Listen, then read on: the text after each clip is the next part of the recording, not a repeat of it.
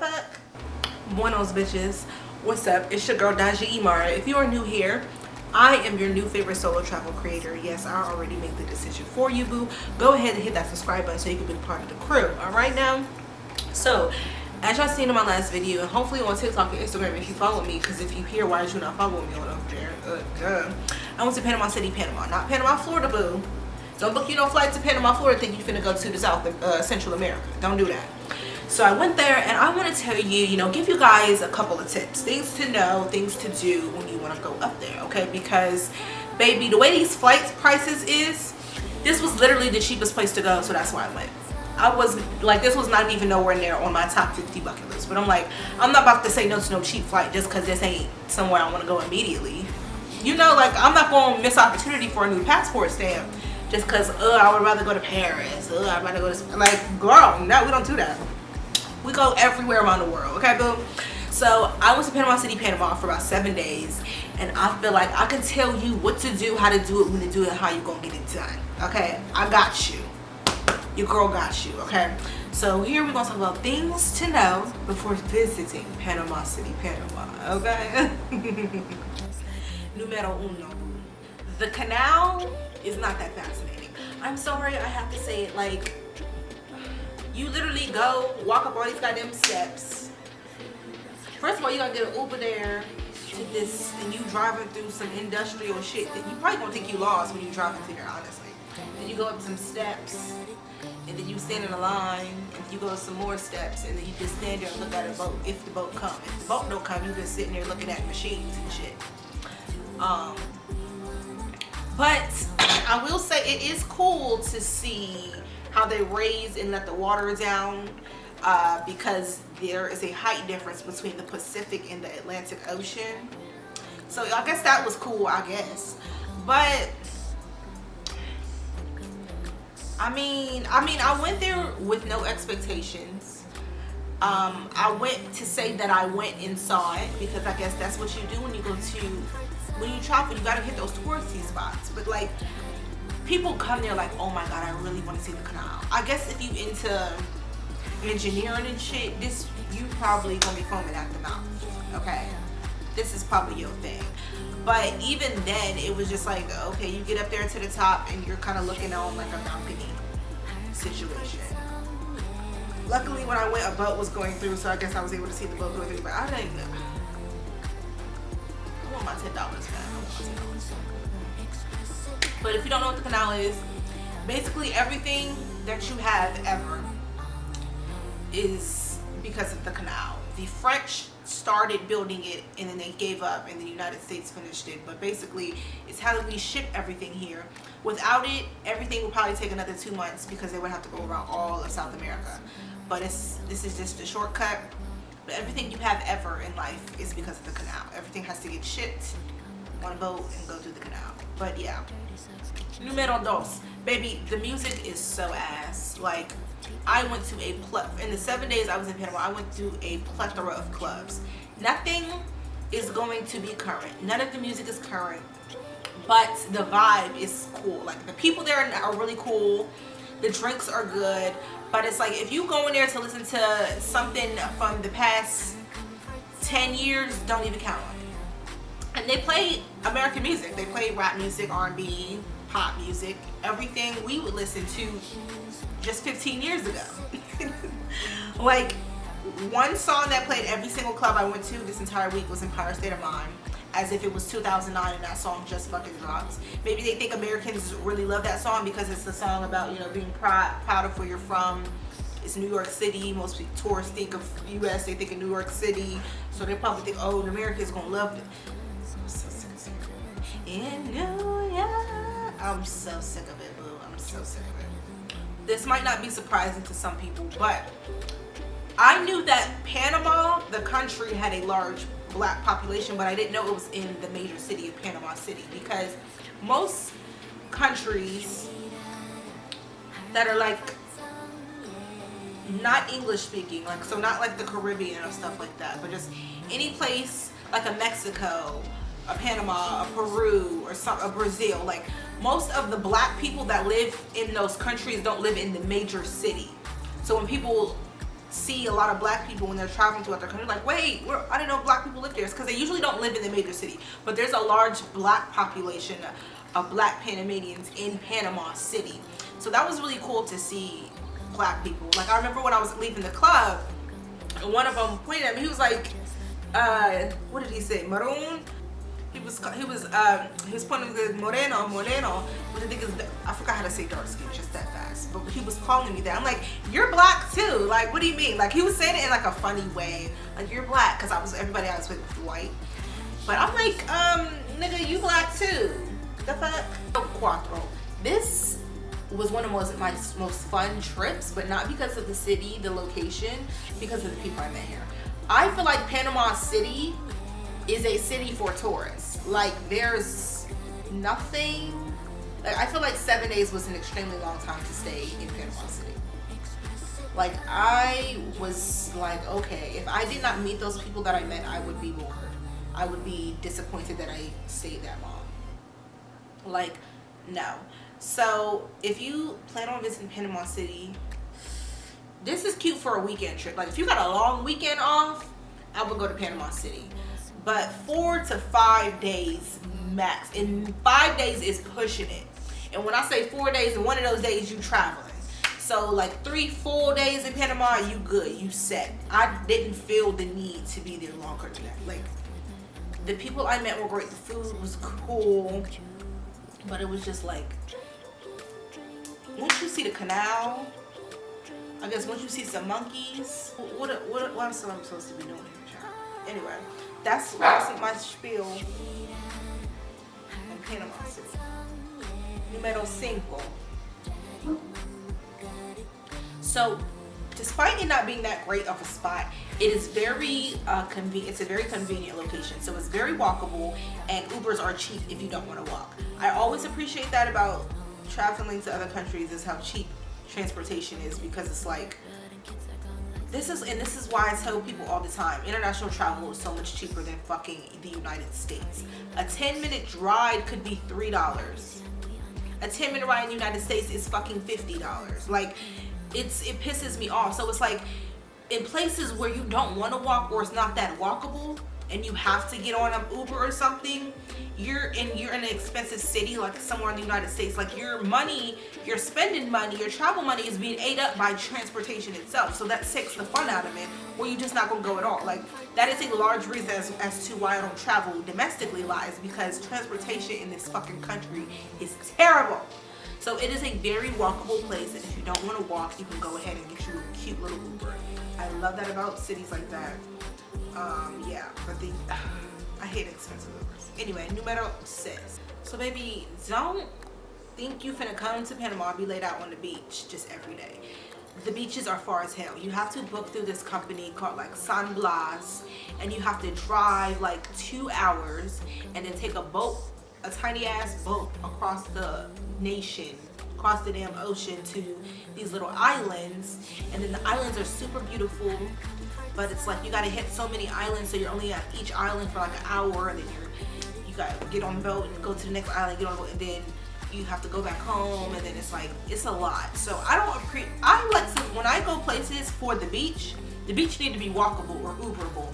This was a journey to the center of the earth. The beaches were absolutely gorgeous. This is where they filmed La Casa de Papel when Tokyo left Rio, and Rio called her, and then they tracked him, and then Spain pulled up like, we found your ass, Rio, and then they went and caught him. This is where that was at, but it's like, I could have did without. It was some cute moments. Got some good content. Not gonna lie, got some good content. It was beautiful. Water was beautiful. Water was the right temperature. It was fire, but it was like, girl. Numero 7.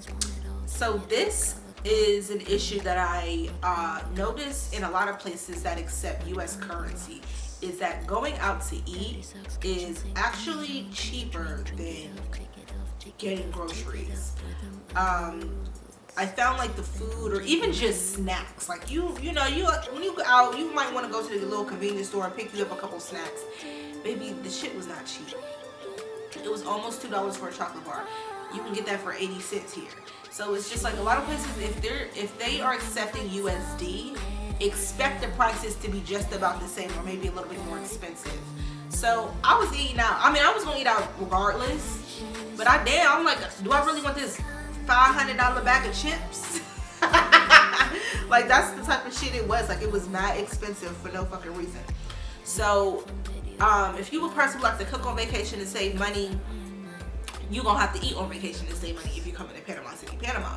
Like, that's just what it is. That's how they get down. So that just means, yeah. So this is not, like, food wise, the most budget friendly place, I would say. Unless you don't travel necessarily for food but for survival, and you're not necessarily like, oh, I want to try this restaurant for breakfast, this for lunch. Like, there are people who don't, like, they just need to eat to survive. Like, they not necessarily foodies or care to go out and eat at certain spots when they travel. I'm one of those people. I want to try different spots. I want to get my little cute pictures. I want to eat good. I don't want to eat the same shit. If you one of those who don't care, you be good. Like, you could just find you one little spot that you go to and go eat there. So yeah, very nice there. I did experience racism, not gonna lie. I talked about that in a TikTok that I'll link down below. But it would, I mean, you could experience racism here in the United States. It wasn't like anything that's contributed to my experience overall in Panama. It's just something that happened there. But the people are very sweet. The people are there to help. They don't necessarily know English that well, so if you gonna talk to somebody, make sure your Spanish is a little bit, you know, up there, just a little bit. You don't gotta be fluent, but make sure your shit is together just a bit. So I had no issues with Panamanian people. They didn't treat me different because, oh, I fucking hate tourists or get your ass. Like, it was very welcoming. The people there were very sweet. They were helpful. You will feel safe. You know, when I was walking around, I didn't feel like, ooh, somebody might do something to me. You know, I got a couple cat calls, but other than that, I never felt any uncertainty when I was there. So that's always a great feeling, traveling as a solo woman, is that you feel safe around the people. That don't mean be dumb. That don't mean be naive. That don't mean let your guard down completely. But when you feel uneasy about a situation, and you by yourself, and you in a different country, and you don't speak the language, that's some whole other shit. But I felt safe around the Panamanians. Love it. Numero 9. I guess y'all can kind of notice that I wasn't the biggest fan of Panama, but like I said, this is one of my favorite trips ever because of the people I met. I stayed at the Selena hostel. Go ahead and check that video out, and follow me on TikTok because I have a whole 8,000 videos on it. But like, this is going to be like a long-winded one because it's like, traveling is so much more than the destination. The company you make, the friendships and the relationships that you grab when you are on those destinations are what make it. Because two of the people I met there, we're trying to plan a trip to go to Germany at the end of the year. And I'm serious about this shit. Like, I would dead ass go to Germany. Germany is a place I would go to. Especially if I'm like, I know somebody that's from Germany. And she's like, bitch, come on, bring your ass. Whenever you want to come to Germany, I got you. We're going to do this, that, and the third. Like, that's why you travel. Don't just travel because of the X destination. Like, the people you come across. Like, when I told you I did not care about Panama, I probably will never go back there ever in my life because I just didn't care for the destination. But like, this was so fun because of the people I met. We went out to eat just about every day. We went out to the club and so every night we chopped it up and kicked it at the pool. We talked about our lives. We talked about this, like a whole bunch of shit. It was just like, this is why I travel. You could have the best experiences anywhere in the world if you meet the right person. And this is another reason that when people ask me like, oh, like, where do you want to go next? Or what's on your bucket list? It's like, I would literally go anywhere in the world because the destination itself is not always just the most important portion. I want to go travel to meet people. I have intentions when I travel to make not necessarily a friendship and to the point where we exchange information and keep in contact, but just like that interaction with people and learning about people. Like, when I meet people, we have conversations about our lives and you just learn so much that way. Like, to get out of this bubble that I'm in the United States and learn other people, or even if I meet other people from the United States, that's not necessarily maybe from Atlanta. Maybe I need a motherfucker from Utah. I ain't never met nobody from Utah before. You never know. I could be at the club in Germany and meet a motherfucker from Utah, and we chopping it up. You never know. Like, it's just certain stuff you're not gonna experience unless you travel. Like, you're not gonna go to a bar necessarily. I guess you could and just sit down with a group of strangers in the U.S. That's fucking weird. I wouldn't here in the U.S. I would in Atlanta. I would not just go sit next to a group of people. You would when I do that shit when I travel. I'm much more bold because I feel like when people are traveling, they're also doing it to the point to meet people. Not when you just going out to eat in your native city, you're not necessarily going out with intentions to meet people. You going out to hang out with your friends and get a drink and eat or something like that. Or maybe you just want to go on a solo date. But like when you're traveling and do it, most people have intentions to meet one another.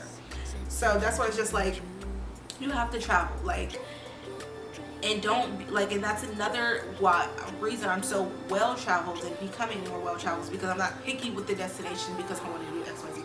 Obviously one day I want to see the Eiffel Tower. Obviously one day I want to go to Spain to be a cheetah girl.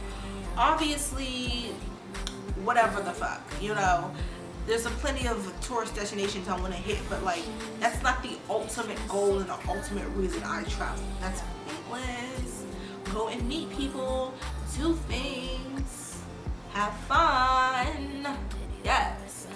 But all in all, if you are new to solo traveling, I would definitely consider Panama first on your list, because it was such an easy city.